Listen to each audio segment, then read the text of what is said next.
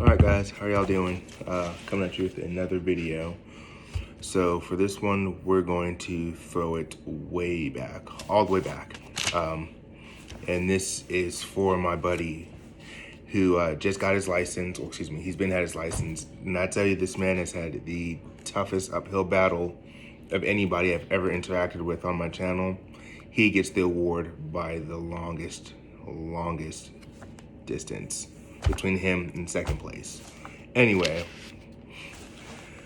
he asked me to do a video on a step-by-step breakdown of literally how to trip plan and everything. He was just like, what I want you to do, he's like, for me, he's like, could you explain it to where, imagine if you had to give somebody a truck and all they knew how to do was drive the truck. Outside of that, everything from start to finish, they don't know anything about, only how to drive the truck.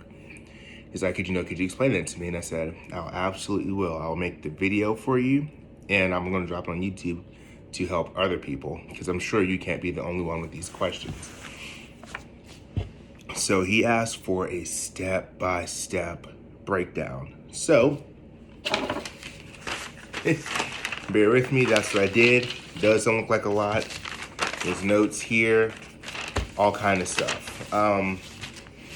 Just want to talk about a few things before I jump right into the video. I understand that life and the times have changed from back when I remember going on the road with my dad as a kid, and he got like a small Qualcomm in his truck. It was actually like this big old computer looking thing, but the screen itself was like that small, and he only got like 25 characters at a time. And he'd have to use a payphone certain points to get like his dispatch and all kind of stuff like that. I remember going on the road and seeing that. Trucking has evolved greatly since then, and I'm sure that you guys see on trucker pages and different trucker groups where they're just like, yeah, back in the day we used to do it like this, and these new guys don't know how to do it, and you have younger generation, these old guys are stuck in the past and all this kind of stuff. And I honestly believe that in order to be you okay, sweetheart? Okay. I honestly believe that in order to be a successful truck driver, you need to have a mixture of both. You can't just be completely old school and disregard all the advances that technology has made. And at the same time, there's a lot of people who are starting to be drivers now, but they don't know how to do anything else. They don't know how to use any of the old school methods. They don't know how to, you give them a map, they don't know how to pick it up and read it. They're completely lost. If they don't have a GPS, you'll see them doing on the road sometimes like 2 or 3 GPSs stuck to their window. They are absolutely lost without a GPS. That being said, you need to have a combination of the two. You can't just be 100% map and hopefully it's a good map or nothing else and just wing it. And you can't be 100% technology. You have to have a mixture. So that being said, that's what I did for this trip planning, because I'm going to make it more realistic for what you do in real life. So he asked for a step-by-step breakdown. So that's why this is a very short page right here. These are the 4 steps that you need to do for each and every trip. All right.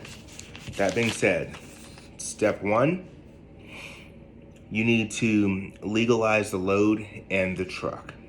That being said, this is what you gotta do before, like once you pick up your load, this is what you do before anything else. You need to be able to make sure that that truck and that trailer and everything is loaded to even legally to even be able to leave the yard and start the trip. Because if it's not even legal, everything else on this list is pointless, because you can't even drive it anywhere. All right. So when I say legalize the load in the truck, I mean the pre-trip, and if you're flatbed, making sure the load is secured legally. And for both flatbed and van drivers, you need to make sure that your axle weights are set in a position where the loads weight, the distribution of weight is going to be legal for the tandem setup that you have. So what I personally like to do is, when I was over the road. When I was over the road, what I personally liked to do was I would see where I'm picking up, where I'm delivering, and along my route, I would find the state with the strictest settings for my tandems. And what I would do is have my tandems set in the strictest setting, and then have my load loaded according to where they're set. So with that being said, you're gonna not encounter weight issues the entire duration of your trip because you're set to the strictest state that you're gonna have to travel through for your trip. So after you do that, let's say the truck is good to go and whatnot, I'm gonna put myself in this example. Another disclaimer, I still to this day get a lot of emails asking about the ETA sheet. With that being said, I don't think I've ever said it on the channel, but I'm going to say it now. This ETA sheet has a lot of variables in it. A lot of variables. So I'm going to go through the sheet, and I'm going to pretend that I'm doing this trip, and I'm going to explain the variables of this sheet as I go to help you guys understand. It's not a one size fits all type deal. This ETA formula in and of itself is pretty damn near perfect, but you're going to have to adjust it for your company that you drive for. You're going to have to adjust certain things based off of what you might know for yourself. And I'm just going to jump into it, and we'll go from there, and I'll explain it as I'm going. So that being said, what we're going to do, step one, like I said, legalize the loading truck, pre-trip, tandem setting, loaded properly, yada yada. Step two, we need to figure out our route. Now this is where old school meets new school, all right? When we're figuring out our route, there's no point, in my opinion, you'll have some, I've seen, it's good to be able to do it, but it's not completely necessary. I've talked to some drivers who've been driving since Jesus got his CDL, and they're just like, I don't need no stinking GPS. I just look at the map and go from there and yada yada. That's awesome. That's cool. You know, if you have the ability to do that, more power to you. But there's so many tools for you to use. So I think it's kind of ignorant to limit yourself to one tool when you have 4, 5, 6 tools that you can use. I would never say limit yourself to one tool and just go based solely off of that. But I would say use a mixture of all of them and come to an educated answer on what you're going to do after looking at all the different possibilities. So what I mean by that is this. Instead of just saying, I'm gonna look at a map, I'm gonna use GPS, I say use all of them. Look at a GPS, and I mean, you could have one stashed on your windshield, like a Garmin or something. A lot of companies will have a routing for you inside your actual Qualcomm or tablet that they're using now for the ELD. Look at Google Maps on your phone. Google Maps is another great one because it tells you road closures. It tells you all kind of stuff. Where there's constructions, where there's let's say somebody's out, an officer is out running radar or LiDAR or something. It's going to call it a speed trap. It's going to let you know all that kind of stuff. So it gives you more insight as to what's going on in your trip. There's some people, I have a buddy who has a subscription to Trucker Path, who instead of using the free version, he pays like $19 a year or something like that, to where he can actually trip plan on Trucker Path. And then on top of all those things, use a map. Once you've combined all of those, you're going to be able to come to a pretty sensible route. You're going to say, okay, well, I want to use this route here, but when I get to this, you're not going to be able to see this in the map. If you use solely a map, you might come to a city that says, hey, we're going to need you to detour around because we have road construction. A paper map is not going to tell you that. A map on your phone using Google Maps or some GPSs will actually let you know that you have that kind of stuff going on. So that's why it's important to use, modern day electronics. And on top of that, you can actually refer back to the actual map and say, okay, I need to, if there's construction going on right here in Birmingham, Alabama, then I need to reroute myself around and do this, that, and the third. And you can actually write out a route for yourself by looking at a map. And that's old school meets new school. You have a mixture of both. So you can successfully negotiate whatever obstacles you have that come across you on your journey. All right. Another reason it's good to use a map, you can have height restrictions. Google on your phone doesn't always let you know, hey, this road might have a bridge that's 13 feet, 4 inches. It's Google Maps. It doesn't know. It's on your phone. It thinks you're in a car still. So you have height restrictions. A map is going to let you know that. All right. It's going to let you know, again, non-truck routes. If you look at a map, depending on the color of the road, it'll let you know, hey, this is or is not a truck route. Versus map on your phone or your GPS sometimes doesn't care, especially Google Maps. Google Maps doesn't care. Now, if you get a really good GPS that a lot of truckers have used and reviewed and said it's good, it's gonna route you around that kind of stuff. Another one, if you're a hazmat, you need to be able to use both the map and also GPS. It's going to let you know the loops that you take around the cities because you can't go through some cities. Bridges and tunnels that you're not allowed to use if you have hazardous material.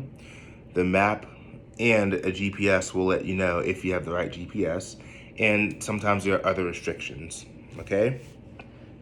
So now that we've figured out our route, for the sake of this example right here, I'm going to say that this is where we're going to get into the meat and potatoes of this. The ETA sheet that everybody loves to ask about. Let's just say you're starting your day in Jacksonville, Florida, right? Starting your day in Jacksonville, Florida.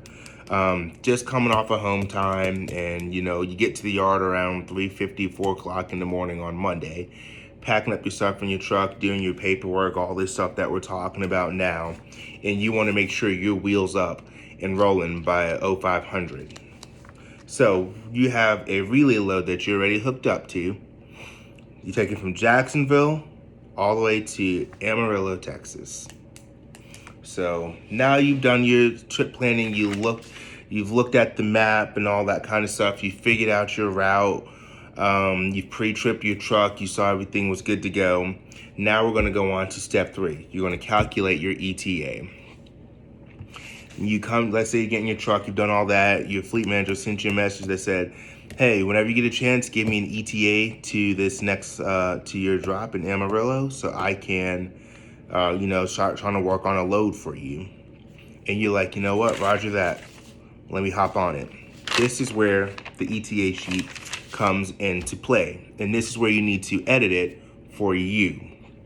Now, I'm going to go down everything, even though some of them are not filled in because it doesn't apply to us for this video. I'm still going to use it. So I'm getting ready to start my day in Jacksonville, Florida. Now, previous load, how much drive time is on my previous load? There is none because, well, I didn't have one. I'm just starting my week. Same goes for the unload time. 0 hours, 0 minutes. I have nothing to unload. I'm about to start my work week, and I'm already hooked up to a trailer. So this is a big one. To calculate your drive time, you need to have your empty miles, add that to your loaded miles, and that'll give you total miles, and then divide that. For the sake of my example, I'm going to say that sorry, I got a notice on my phone. I'm going to say that I average 50 miles an hour. You're going to do more than that in real life. But for the sake of even numbers, I'm going to say that I'm going to average 50 miles an hour. So from Jacksonville, Florida to Amarillo, Texas, I have 0 empty miles to drive because I'm already loaded, hooked up to a loaded trailer, ready to leave the yard. And I have to drive 1,450 miles. Okay? Now, I'm going to take that 1,450 miles that I have to drive and divide that by 50 miles an hour.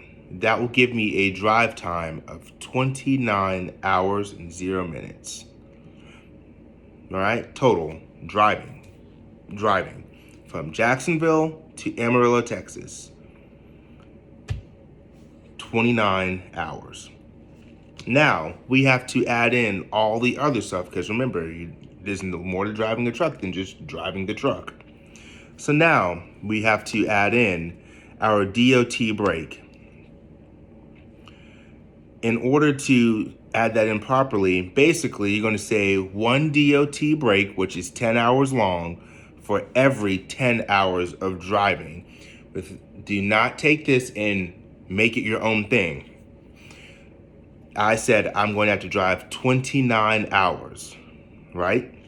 That's not 30, that is not 26, that's not rounding. 29 hours is 29 hours. So if I'm taking a 10-hour DOT break per 10 hours of driving, not partials, every 10 solid hours of driving, how many solid hours, how many 10-hour blocks are in that 29 hours of driving? So 10 hours of driving plus 10 more hours of driving. Like I said, we're not doing partials. So that 9 hours does not count towards the next part for doing another 10-hour break. Now, let's say the trip was 30 hours. Okay, then yeah, I would have to take 3 10-hour breaks. But because it is 29, that remaining 9 is a partial. So you do not factor that in to how many 10-hour breaks you're going to have. It has to go in evenly. So 10 hours, 20 hours, 29 hours of driving. Cut out that 9. Basically, 20 hours, which means I need to have 2 10-hour breaks, which means that's 20 hours right there. So if you're following me, let's write the numbers down. I'm going to help you guys out. I already wrote them down. So 29 hours of driving. I'm going to take 2 10-hour breaks. So that's 20 hours right there. Now you're going to do, how long does a pre-trip take? Pre-trip normally takes around 15 or so minutes. So you're going to pre-trip once per day. So if you're taking 2 10-hour breaks, that means you're going to work 3 days. Because remember, you came in on Monday, and then you're going to have a 10-hour, you came in on Monday, worked for 10 hours, 10 hours of driving, 10-hour break, pre-trip. 10 hours of driving, 10 hours of break, pre-trip, okay? Then you're going to go into your next day, just a pre-trip. So total is going to give you 45 minutes worth of time that you're going to be burning. Now, you're going to have to take in a 30-minute break to stay legal. How many times are you going to have to do that? 30 minutes per day. So basically, at this point, you should be able to start saying how many days you're going to have to work. So right now, you're going to see, okay, if I'm coming on Monday, I'm going to take a 30-minute break on Monday. Tuesday, I'm going to take another 30-minute break. Then that Wednesday, I'm going to have to do probably another 30-minute break before I reach the customer. So that's 3 30-minute breaks, which equates to 1.5 hours. All right. So I don't know why I'm writing it down again because I already wrote all this stuff down. I don't know. I guess it's helping me out mentally. So I'm going to do it like this. Vehicle checks. All right. vehicle checks. So we're going to talk about that. Because I am saying that I'm going to average basically right about 500 miles a day, you should be doing a vehicle check multiple times a day. If you're a flatbedder or even a van driver, it's a good habit to have. But as a flatbedder, we have to stop every 150 miles or 3 hours for a vehicle check, whichever one comes first. Vehicle check / load securement check. So we're going to go ahead and factor that in. So for each day you work, factor in 45 minutes per day. Okay? So that'll put you at, for this duration of this trip, because it's going to take 3 days to do it, that should put you at 45 minutes plus 45 minutes plus 45 minutes. So 45 plus 45, that gives you an hour and a half. Now, an hour and a half plus that last 45-minute segment should give you 2 hours, all right, and 15 minutes. Now, next you're going to have to factor in the fuel. It's going to take probably about 30 minutes to fuel, all right, give or take a few minutes. I'm going to say 30 minutes. Now, on the original one that I sent out to you guys, I just say factor it in as 30 minutes of fuel each day. I'm going to kind of jump into why I said that. So I learned how to calculate my ETA based off of my trainer that I had at the time when I first got with rail. He is an owner-operator. That being said, he never filled his truck up. He would only fill it up with enough fuel to complete the load, basically off of the fuel surcharge that you get for owner-operators and stuff like that. So that's why I put that in. And that's why I said 30 minutes of fuel basically every day. On the original one, that when people ask that I send out, it says 30 minutes of fuel per day. In real life, you're not going to fuel every single day. You're most likely going to fuel every other day. If you're fueling every single day, you need to talk to your company about why your truck has that poor fuel mileage. But you're going to fuel every other day. So if this trip starts on Monday and you're going to estimate in your mind that you're looking at somewhere on Wednesday it's going to be done, then you're going to fill up some point on Monday and put more fuel in on Wednesday. That's 30 minutes per fuel session. That's 1 hour. Once you get, now you have to factor in, I've made it to Amarillo, Texas. What kind of delivery is this? Is this a live load or is this a live unload? Okay, so you're going to get there and we're going to say it's a live unload, or if it's a drop and hook. I was thinking of something else. So it's one of those two. It's either a live unload or drop and hook. So for the sake of this video, we're going to say that it is a drop and hook. So I like to factor in saying a drop and hook takes 1 hour from the time you arrive, check in, drop your trailer, grab an empty, check out. Let's just say 1 hour. So that's a 1 hour for a live unload, or a drop and hook. Now, this is another part where it varies for this ETA calculation form. This form works for any company. You have to look at the company that you're driving for, where their headquarters is at, how they want you to type stuff into the Qualcomm. Look at what your company's rules are when you're putting in your actual time for your ETA. Now, here's why that's important. You're going to have to adjust for the time zone differential.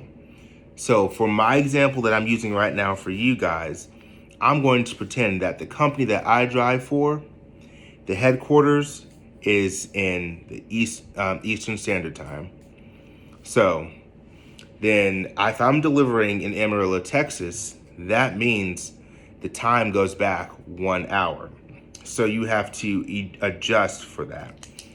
So if I'm delivering in the same time zone, I don't have to add or subtract anything because the time doesn't change. If I'm delivering in the time zone behind me in Central, then I have to subtract 1 hour. If I'm delivering in a time zone that's in the Mountain Time Zone, then I have to subtract 2 hours because that's a 2-hour time difference. And then if I'm delivering out in California, that's a 3-hour time zone difference. So you have to adjust for that. So because the company that I'm driving for in my example is stationed in the East Coast, because I'm delivering in the Central Time, when I send in my time, I'm basically going to calculate all these hours, how long this takes total, and then it's part of it. It's up to you how you want to calculate it. If you want to subtract, if you want to add all of it together, and then go ahead and subtract for the time zone difference, that's fine. What I personally choose to do is throw in that time that I have to subtract or add right into the entire calculation. So when I actually get a number and I start counting on my fingers like a crazy person, how many hours it's going to take, that time zone difference is already added in there. So because I'm delivering in Amarillo, Texas, I'm going to go back an hour. So I'm going to do minus 1 hour. So let's do the math real quick, all right? 29 hours of driving, 20 hours of 20 hours worth of off-duty or sleeper berth for your 10-hour reset. So that puts me at 49. All right? 1 hour for a drop and hook. 1 hour for fueling, because you do that every other day. All right? So now I'm going to start adding up the minutes section. Actually, I'm going to not do that. I'm going to add it all together.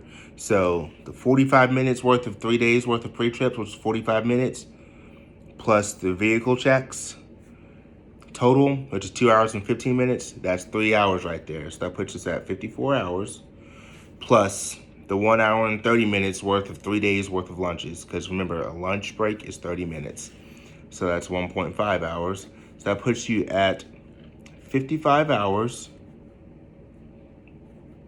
and 30 minutes. Now, we're going back a time zone, so subtract 1 hour. That puts you at 54 hours and 30 minutes. So, if you're starting your day, you want to be off the yard rolling by 0500 on Monday. You have, 54 hours? Did I write that down? Yeah, 54 hours and 30 minutes, okay? So, let's count it in segments. 24 hours from 0500 is Tuesday at 0500. 48 hours from Monday at 0500 is Wednesday at 0500. Then you just count the remainder on your hand. So, 0500 Wednesday, that's 48 hours. 54 minus the 48 is 6 hours. And then you have that half-hour segment. So, that's putting you at approximately 11:30 Central Standard Time for delivery.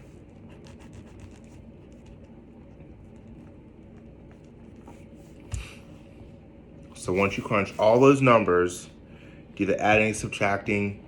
For my example, if it were me running this load doing exactly what I just described, I would estimate, or I'd send into my fleet manager that, hey, I'm looking at getting there around 11:30 Central Standard Time. So go from there. Yeah.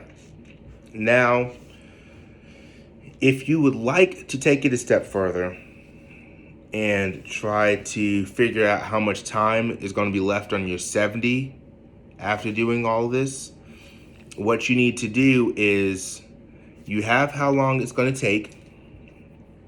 What you need to do is subtract your, don't include your time zone difference. So go back to what you had before you included the time zone difference, okay? So let's say it's gonna put me at, I don't know, I'm just gonna use an even number.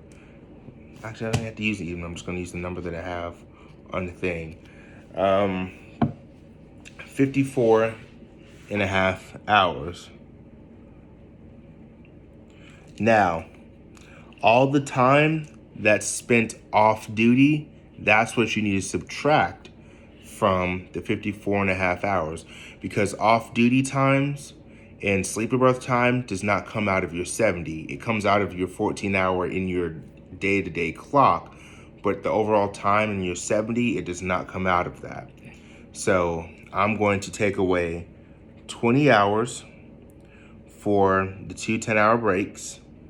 Okay, I'm going to take away 1.5 hours for the meal breaks. And that will give you,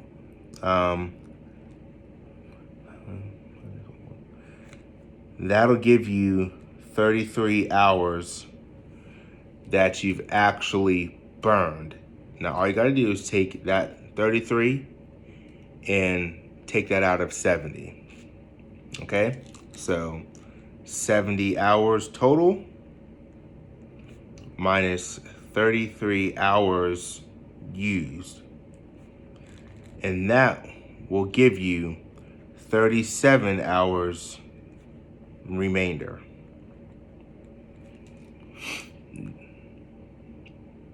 So now you've completed step 3, you've calculated your ETA, you're going to push that out to your fleet manager.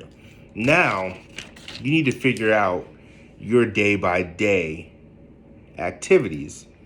Like I said before, you're going to stop every 150 miles or 3 hours, whichever one comes first, for your 15-minute vehicle check.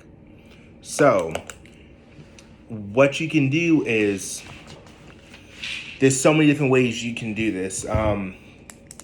My trainer had me do where I look at a map, and if you understand map reading, there's small numbers on there. I wish I could show you with the the camera, but it's just way too small to show on the camera. There's small pink numbers on there. Not pink numbers, but black or pink actually, that will tell you the distance on like that stretch of road, so you can add it together.